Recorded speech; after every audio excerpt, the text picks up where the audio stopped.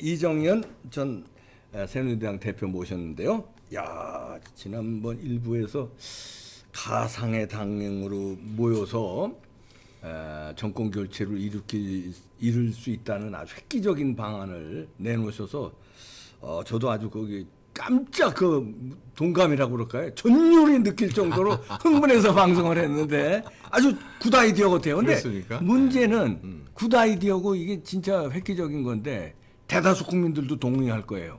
특히 보수 국민들은. 그런데 당사자인 국민의힘이 그 알량한 기득권이 있지 않습니까? 그래서 뭐 버스 떠난다 빨리 들어와라 뭐 지금 이제 최재형 감사원장 들어오니까 이제 어깨 힘이 더 들어갔어요. 이 윤석열만 들어오면 된다고 이제 뭐 아주 뭐 기고만장한데 국민의힘 지금 어떻게 보십니까? 당 대표까지 하셨으니까. 저는 그것에 앞서서 방법이 있다고 네. 생각합니다. 무슨 얘기냐면 우선은요. 네. 우선은 당 밖의 대선 주자. 저는 이제 꼭 최재형 원장을 이쪽에도 포함시키고 싶어요. 네. 그래서 아까처럼 그냥 당 밖이라는 표현을 쓰지 말고 아까 민주당에 있다가 온 이 사람들 네 사람, 네. 이 네 사람이 먼저 원탁에 모여 앉았으면 좋겠어요. 누가 지지율이 앞서건 뒤서건 누가 지금 다시 치고 올라오건 힘이 있건 없건 이거 상관없이 동등한 자격으로. 동등한. 그래서 원탁이라는 표현을 썼습니다. 그렇죠. 동등하게 원탁에 앉았으면 좋겠습니다. 먼저 누가 제안을 해가지고 아니면 물밑으로 서로 제안해서 공동 제안으로 해가지고 원탁에 네 사람이 공동 제안을 통해서 앉습니다. 그리고는요 제일 중요한 거 수평적인 대화를 하는 거예요. 요즘 세상은요 이제 수지 끝났습니다. 컴퓨터 시대 끝났습니다. 이제 스마트폰 시대입니다. 스마트폰에는 앱이 여러 개 깔려 있지 않습니까? 어떤 앱은 하루에 몇 번을 쓰고 어떤 앱은 1년에 한 번 쓸똥말똥이고 그래도 이 말 스마트폰 상으로는 대등하게 수평으로 하나씩 뭉쳐갖고 이 플랫폼을 형성을 하고 있거든요. 그렇죠. 스마트폰을 만들어서 이 정말 아주 기적 같은 여러 가지 일들을 해내고 있습니다. 저는요 원탁에 수평적인 대화를 하기 위해서 모이는데 이 모인 목적은 두 가지입니다. 우선 하나는 우리는 정권 교체 합의를 합시다. 정권 교체를 합시다. 두 번째는 정권 교체를 하기 위해서 우리가 각자가 흩어져 갖고는 도저히 안 됩니다. 반드시 우리는 연합과 연대를 해가지고 연합과 연대를 해서 각자 선의의 경쟁을 하되 말하자면 누가 당선된다 한다 하더라도 위너 테이크스 올 하지 말자. 승자 독식 하지 말자. 이제는 권력을 완전히 혼자서 잡아갖고 다 거머쥐고 이렇게 하지 말고 분권을 하자는 겁니다. 권력의 분권. 이게 대통령이 살 길이고 나라가 살 길이고 국민이 살 길입니다. 또한 예를 들어서 이제 그 네 사람 중에 누가 대통령이 됐어요. 같이 늘 대화를 하고 활동하다 보니까 참 저 사람이 대통령이 해도 될 만한 분인데 국무총리를 해주시면 아주 잘할 거야. 저 사람이 과학기술부 장관하면 아주 잘하실 수 있을 거야. 아니면 그 밖에 다른 걸 맡아서. 그래서 같이 분권을 하고 또 그 자기 캠프에 뛰었던 아주 좋은 학자 그룹이나 좋은 인재들이 있으면 또 발탁을 서로 추천을 해서 하기로 하자. 하고 늘 다지는 거죠. 그러면서 서로 협조를 하고 이렇게 해갖고 최종적으로 되더라도 절대로 말하자면 승복을 하고 같이 도와주고 정권 잡은 난 뒤에도 이렇게 하면 어떤 이점이 있냐면요. 정권이 5년이 끝나. 자기가 끝나. 근데 이 정권이 교체가 돼버리면 자기 정책이 다 단절이 돼버리지만 연장이 되면 자기의 그 국정 정치락과 정책들이 계속성 연속성을 갖고 사실상 5년 더 연장이 돼서 그걸 계속 해나갈 수가 있다 그 말입니다. 그렇기 때문에 절대적으로 원탁에 수평적으로 모여 앉아서 정권 교체에 대해서 매번마다 다짐하고 그리고 나서 연합과 연정과 이 부분을 논의를 하고 그러면서 아까 같이 다니면서 이제 지역 활동도 하고 함께 공동 토론도 하고 이걸 당도 똑같이 하라 그 말입니다. 당 지도부가 타라 마라 하고 말장난하고 앉아있는 것에 따라가지 말고 완전히 예를 들어 9명이면 9명이서 수평으로 모여 앉아서 이걸 하라 그 말입니다. 최고위 회의를 당도. 아니 최고회의 아니죠. 후보회의죠. 후보회의. 그렇죠. 후보 원탁회의가 되는 거죠. 당 내에서도. 당 내에서도. 그렇게 되게 된다고 한다면요. 이 자체가 모이기만 해도 뉴스입니다. 안 그러겠어요? 그렇죠. 모이기만 해도 뉴스고 거기서 했던 발언들이 또 뉴스고 거기서 합의하고 결의했던 것들이 뉴스고 그런데 뭐냐. 이쪽이건 항상 얘기를 합니다. 최종적으로 우리 후보는 단일화를 해야 된다. 후보는 단일화를 한다. 이걸 깬 사람은 국민의 지탄을 받는 거예요. 그래서 마지막에 가서 후보 단일화가 되고 같이 합쳐가지고 이 가는 그 길밖에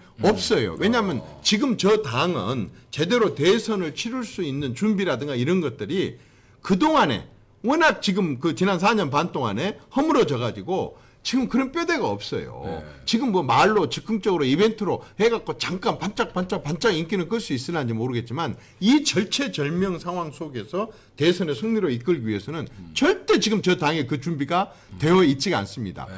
그 부분이 가장 저는 지금 아까처럼 그런 원탁의 수평으로 모여 앉아서 정권 교체를 위해서 연합과 연대를 하겠다. 우리는 반드시 단일 후보로 가겠다. 거기에 다 승복하겠다. 그리고 승자 독식하지 않겠다. 당에서는 앞으로 집권한다고 하더라도 그 뒤에 그런 부분에 있어서는 당에서 개입하고 관여를 해가지고 완전히 컨트롤을 하겠다 하는 것들이 합의가 이루어지고 가게 된다면 그게 새로운 방식의 정치고 새로운 방식의 민주주의, 민주정당 방식이 아닌가 싶습니다. 네, 지금 그 국민의힘이 그런 지금 준비가 안 돼 있다 이렇게 평가해 주셨는데 그럼 이제 전직 당 대표 하신 분의 평가에서 아주 쓴 약이 될 텐데, 근데 자기들은 이렇게 생각해요.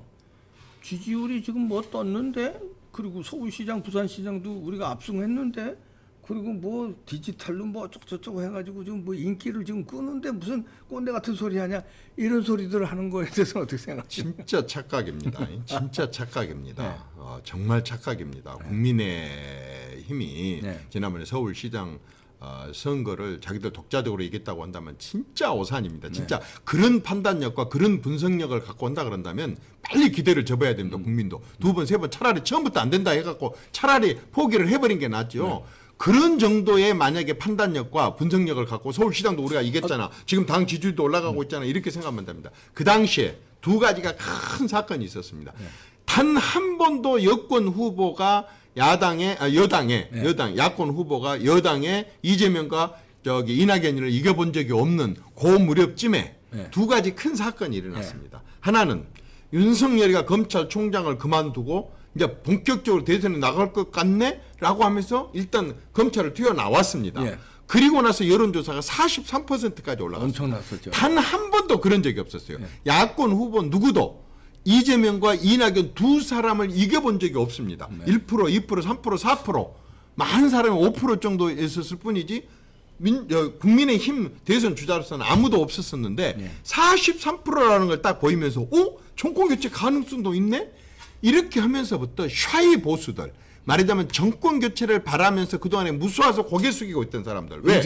이 정권 사람들은 너무너무 아까 그 투쟁과 말하자면 타도를 외치면서 또 그 적폐로 몰아가지고 신상털이를 해버리니까 그 많던 민주화 교수들도 싹 어디로 숨어버리고, 심지어는 언론들도 조심해버리고, 심지어는 야당 국회의원들도 눈치 보고 쫙 엎드려 있어갖고 거의 정권교체 가능성이 없으니까 이런 정권이 5년 더 연장된다면 할 수 없이 차라리 내가 여기다 차라리 아부해가지고 뭐 덕을 좀 보자 해가지고 공직자들도 검사들도 판사들도 언론사들도 많은 기업인들도 그냥 하는 수 없이 이 정권에 대해서 이렇게 협조를 할 수가 있었습니다.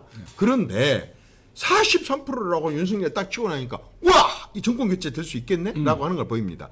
거기에 아까처럼 안철수라고 하는 사람이 대선 주자를 나가지 않고 서울시장 나가면서 뭐냐면 국민의힘하고 같이 단일화를 하겠다라고 선언을 하니까 이 두 가지의 시너지 효과가 팍 쳐져 있었던 국민의힘의 말하자면 후보를 치고 올라와 가지고 결국 그렇게 당선된 겁니다. 그렇죠. 그렇기 때문에 이게 국민의힘의 자체적인 발광체로서 그걸 얻었다 이렇게 생각하면 천만의 말씀이고, 자기들 항상 스스로 생각해야 된다니까요. 그때 여론조사 하나 기억나십니까? 소름 끼치는 여론조사가 하나 있었습니다.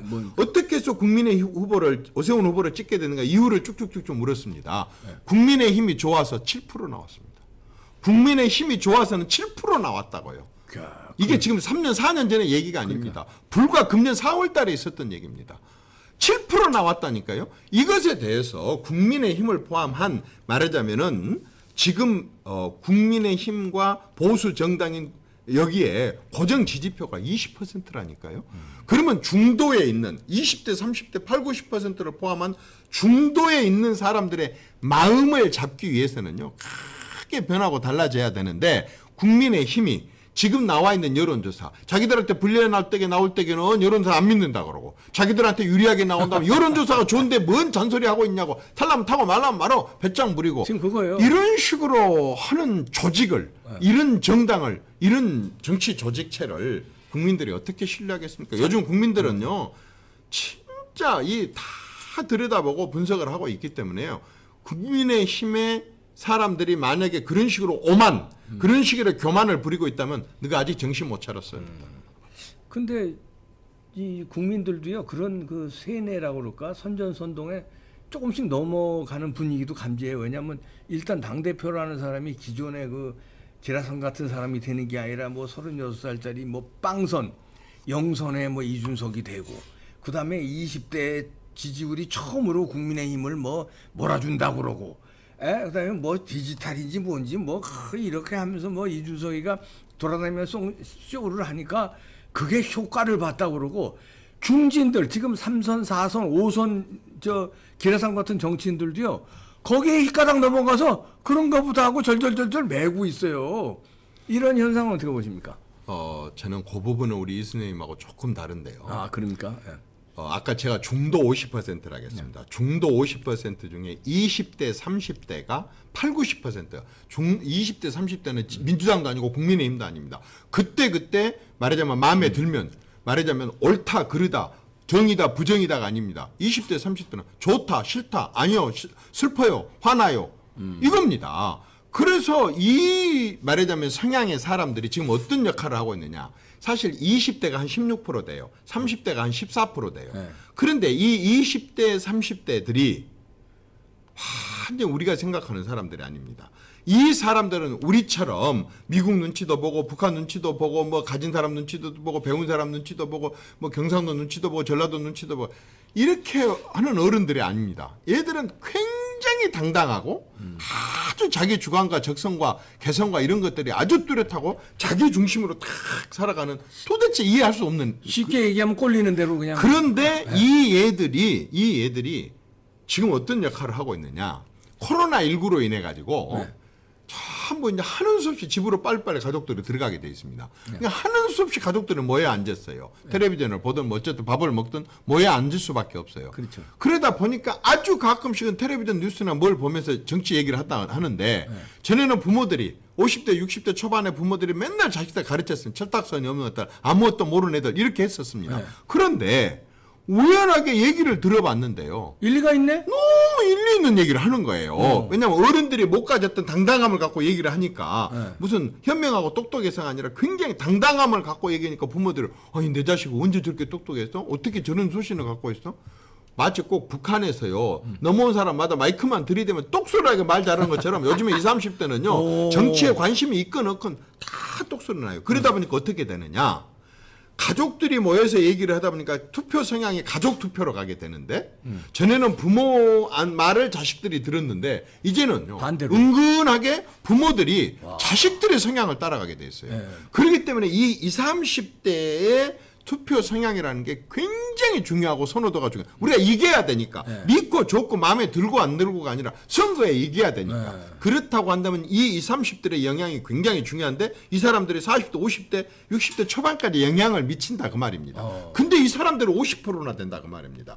그렇다고 한다면 이 사람들하고 대화를 해야 되는데 지금 국민의힘의 꼰대들은 재선 이상의 꼰대들은요. 천하 없어도 이 젊은 애들하고 대화 못합니다. 왜? 우선 언어가 틀려버립니다. 랭귀지가 틀려버립니다.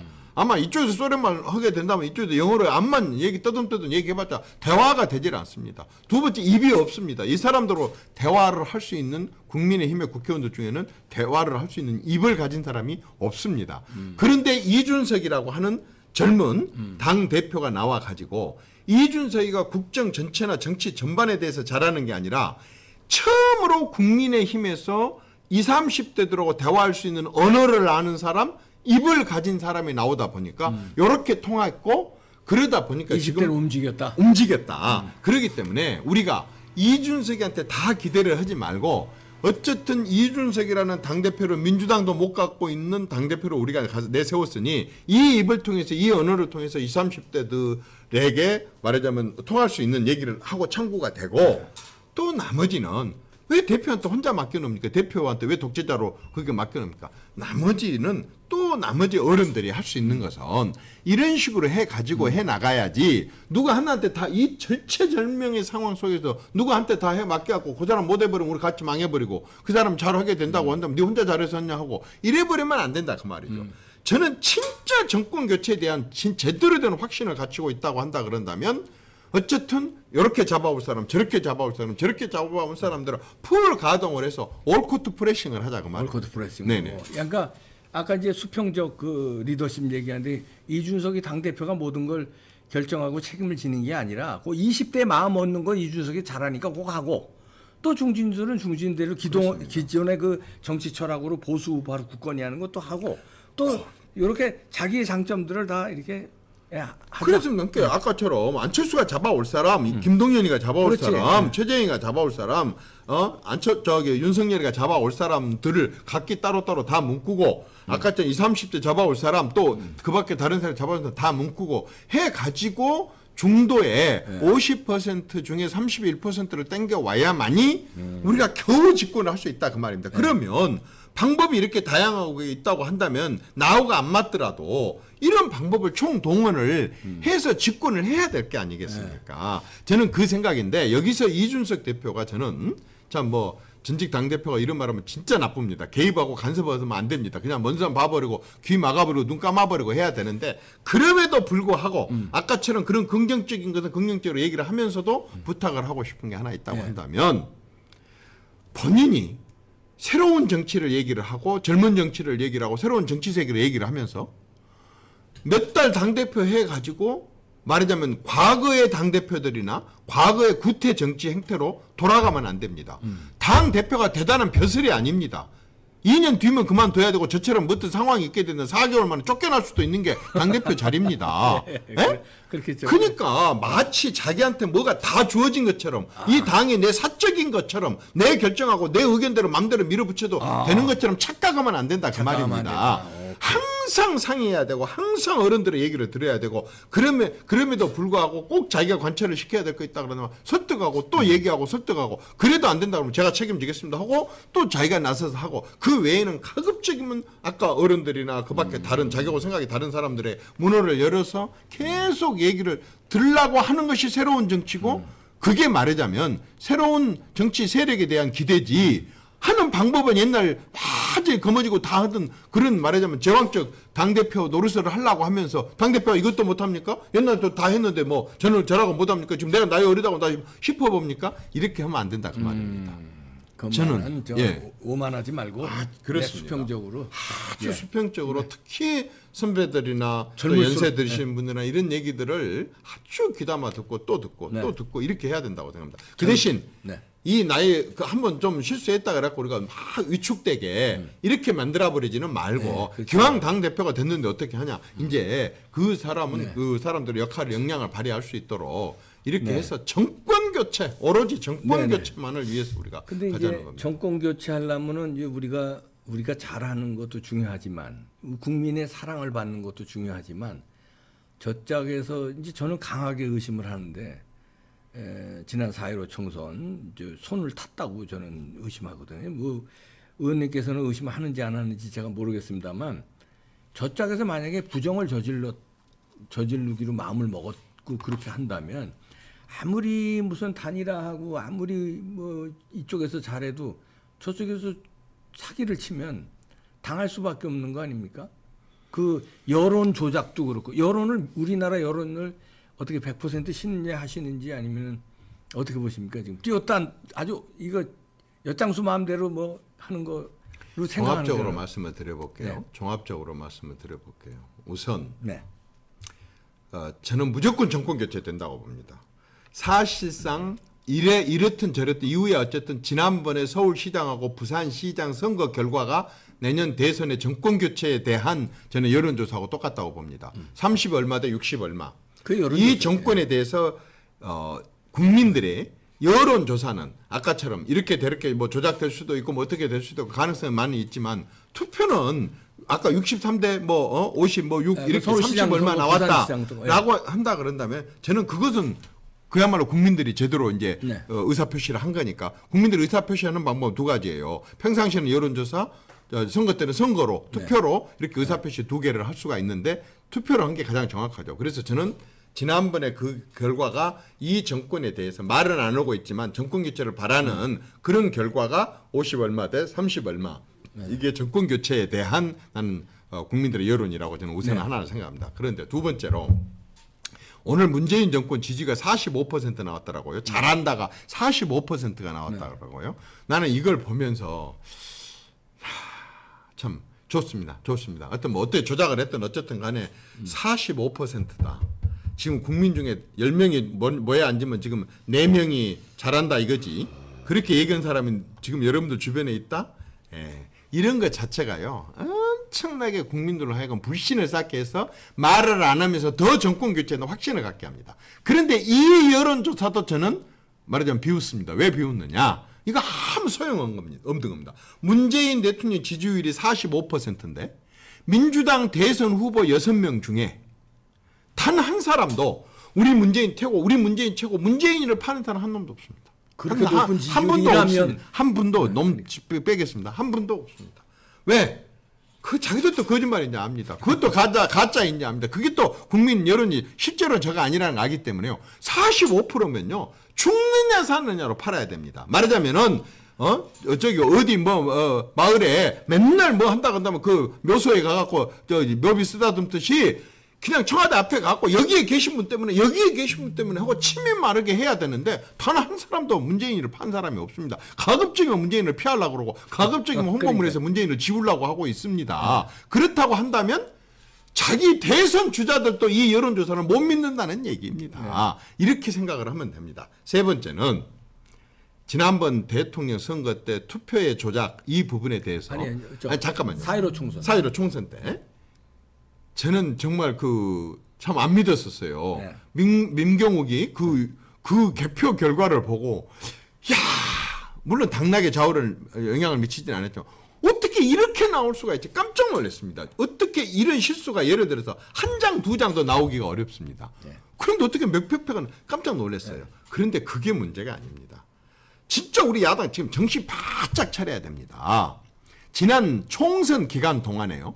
한번 찾아보십시오. 총선 기간 동안에 민주당이 당정회의를 했습니다.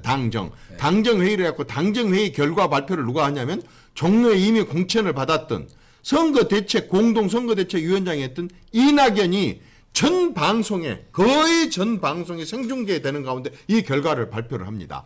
100만 원씩을 주겠다고. 선거가 진행 중인데 집집마다 국가 예산으로 100만 원을 주겠다는 것을 후보가 공동선대위원장 자격으로 당정회의 결과 발표를 한다는 이름으로 발표를 합니다. 100만 원이면요. 100만 원. 선거 때 100만 원을 준다고 공식적으로 텔레비전에서 기자회견으로 발표를 합니다. 이보다 더 정확한 거 있겠습니까? 100만 원이면요. 우리나라 지금 가장 부정선거의 대표적인 게 막걸리하고 고무신이거든요. 막걸리 말고 100만 원어치 양주를 사가지고 한 마을에 돌리는 한 집에서 받은 돈 100만 원을 갖고 양주를 사갖고 만약에 온 동네 사람들을 먹인다고 한다 그런다면 고기 안주까지 해가지고 아마 온 동네가 다 먹고 남을 만큼 많은 옛날에는 막걸리 한 잔씩 받아준 걸로 표라고 해갖고 그것도 부정선거라고 했는데 만약에 나이키를 포함해서 아디다스를 포함해서 유명한 제품의 운동화나 구두를 사도 100만 원 아치면 몇 켤레를 살 수 있겠습니까? 고무신하고 비교가 되겠습니까? 이걸 한 번만 했습니까? 총선 전에 했죠. 구정 때 했죠. 추석 때 했죠. 보궐선거 앞두고 했죠. 또 내년 대선 앞두고 지금 부르는데 심지어는 이제는 무슨 2천만 원까지 지금 해준다 이런 얘기를 하는데 대통령은 작년에 올 초에 또 뭐라고 얘기했냐. 요거 말하자면은 지원금 말고 배상금 말고 보상금 말고 보상금. 그러니까 지원금 주고 보상금 주고 말고 뭐라고 했냐. 위로금까지 주겠다고 발표했습니다. 언제 줄지 모르는 위로금까지 코로나 끝나고 나면 주겠다는 걸 땡겨서 발표를 하고 선심을 씁니다. 이렇게 선거입니까? 이게 선거입니까? 지금 민주주의 국가 이게 선거입니까? 또 있습니다. 울산 선거입니다. 지금 청와대 비서실이 개입됐다라는 얘기거든요. 하여튼 언론 보도에 7개 비서관실인가 5개 비서관실인가. 청와대 근무해본 근래에 한 20년, 25년 근무해봤던 사람으로서는요. 기절초풍할 얘기입니다. 이건 소설로도 쓸 수 없는 얘기입니다. 청와대 비서실에서 지방선거에 울산 선거에 관여를 하고 개입됐다고 하는 의혹이 제기되고 기소가 됐다? 이건요. 대통령이 돈으로 대통령직을 샀습니까? 아버지가 대통령이어서 그걸 세습으로 물려받았습니까? 아니면 뭐 주목삼을 해갖고 뺏었습니까? 선거로 된 겁니다. 그러면 선거가 무지막지한 권력의 정당성을 부여를 하는 건데 네. 이 선거가 공정하게 치러지지 못하고 개입을 해서 청와대가 개입을 하고 경찰이 만약에 개입을 했다는 그런 의혹이 만약에 사실이라고 한다 그런다면요. 이건 민주주의 아닙니다. 이건 민주주의 아닙니다. 민주주의가 아닙니다. 아니에요. 근데 한 번 해본 사람이 두 번 못하겠습니까? 아까 시작할 때 어저께 저한테 뭐라고 얘기를 했습니까? 뭐 고기도 먹어본 놈이 잘한다고 부정선거도 해본 놈이 잘하는 거 아니겠습니까? 네. 그런데 이것만이었습니까? 드루킹 조작이 뭡니까? 8천만 건인가 하여튼 뭐 제가 기억을 정확하게 잘 모르겠는데요. 좋아요. 이게요. 기계로 8천만 건을 여론을 조작을 한다고 생각을 한다 그런다면요. 그 뒤로 그 기술이 얼마나 많이 발전했겠습니까? 이거는 하는데 10,000명이 동원이 됩니까? 20,000명이 동원이 됩니까? 두서너 명입니다. 기소된 사람 두서너 명이지 않습니까? 두서너 명만 짜면요. 이것도 가능하고 해킹도 가능하고 완전히 다 문도 다 열어버릴 수 있는 게 그러니까요. 요즘 디지털 세상입니다. 이게 그것뿐입니까? 도대체 어떻게 그동안 한 번도 밝혀지지 않았던 오세훈이 건부터 시작해서 이런 건들이 정부 기관이나 어디 괜찮은 어디서 협조 없으면 정보를 한데나 이런 데다가 협조가 없으면 어떻게 갑자기 이렇게 쏟아져 나올 수가 있습니까? 어떻게 이렇게 뒷조사가 돼서 지금 대선 후보들을 이렇게 괴롭힐 수가 있습니까? 이런 게 어떻게 공정한 선거라고 할 수 있습니까? 우리가 야구나 배구나 축구나 이런 것 할 때게요. 제일 중요한 게 세 가지가 있습니다. 하나는 심판이 공정해야 되는데 심판이 매수당해가지고 예를 들어 국무총리도 여당 사람이고 선거를 주관하는 행안부 장관도 여당 사람이고 만약에 선거관리위원회 위원도 만약에 여당 사람이고 만약 이런 식으로 한다 그러면 그 심판 믿을 수 있어요? 지금 그 꼴이에요. 두 번째는요. 상대방 주전 선수 잘 뛸 수 있는 선수 다리 멍게를 뿌려버린다 그러나 이렇게 해가지고 그런데 그 주전 선수가 뛸 수 있어요? 지금 그 그럼 꼴이에요. 어떻게 그 공정한 그 게임을 그 스포츠를 누가 그 스포츠라고 보고 앉아 있겠습니까? 그 다음에 선거 닥쳐갖고 선거법 4+1로 이런 식으로 해갖고 룰을 갖다 팍 그때 가서 고쳐버리면 다른 룰 갖고 연습해 했던 사람들이 경기장에 와갖고 룰 바꾼지를 알아갖고 한다면 어떻게 공정한 지금 게임을 그 꼴이 할 수가 그 세 가지 있습니까? 꼴이 다 나오고 있는데 바로 그래서 지적을 한 근데 겁니다. 국민의힘이 이거를 막아야 될 바로 그 제1야당이 점입니다. 지금 야당 가만히 있으니까 지금 어떡하냐 국민의 이거예요, 힘이 국민이. 이준석이를 포함한 최고위원을 포함한 국민의힘의 102명 국회의원들이요. 저렇게 침묵하고 있을 새가 없습니다. 지금 위원회를 구성을 해도요. 10개, 20개, 100번 구성해야 됩니다. 자, 해커를 막을 수 있는 팀부터 시작해서 아까처럼 돈 뿌리는 것을 막을 수 있는 팀부터 시작해서 다 이거 대대적으로 막아야 됩니다. 왜냐? 다 국민들이 지지하면 뭐 합니까? 완전히 이런 식으로 조작을 해갖고 해서 판을 엎어버리면 안 되지 않습니까? 예를 들어서 만약에 내가 당대표라면 난 이렇게 하겠습니다. 자, 지금부터 내가 지금까지는 넘어가겠어. 지금부터 선거에 영향을 미칠 수 있는 행정 행위를 하는 사람들은 우리가 동판에다 이름을 새기겠다. 그래가지고 선거 끝나고 나면은 끝까지 추적해서 이런 공직자들은 아주 우리는 가만두지 않겠다. 예를 들어서 아까처럼 기재부에서 아니 뭐라고 얘기를 합니까? 분명하게 국무총리가 아무 상의도 없이 얼마 주겠다라고 딱 몇 조 푼다고 딱 얘기를 합니다. 그러면 3시간도 안 돼갖고 기재부 부총리가 자기 페이스북에다가 겁나갖고 페이스북에다 그건 할 수가 없습니다. 용납하고 찍어합니다. 그러면 기재부가 이 나라가 기재부 거냐 이 자식아? 또 뭐 나쁜 놈 새끼들 어쩌고저쩌고 요거를 해가지고 길을 팍 죽인 다음에 꼬랑지를 또 딱 내리게 해버립니다. 이런 공무원들 방치하면 되겠습니까? 공직자들은 정치적인 중립을 지켜야 되고 절대적으로 선거에 있어도 중립을 지켜야 되는 헌법상의 의무가 있는 사람들입니다. 이걸 지키지 않은 사람들 가만둔다? 한 번만 이런 식으로 그 이름을 그 라인을 쫙쫙 우리가 동판에다 새겨서 딱 기자들 보는 앞에다 공개를 해놓고 저 끝까지 추적해서 이렇게 하겠다 하면요. 어떤 부서도 예를 들어서 지난번에 부산에도 가덕도 안 된다고 국토부에서 보고서 다 써놓고 말이야. 대통령이 가서 한마디 하고 눈 불하니까 국토부 장관 죄송합니다. 사과 딱 하고 아니라고 그 바로 엎어버리지 않습니까? 이런 공직자들을 믿고 우리가 어떻게 공정한 선거를 치를 수 있겠습니까? 21세기에 이게. 근데 그게 종합적으로 저는 국민의힘에서 지금 대책회의를 계속 해야 돼요.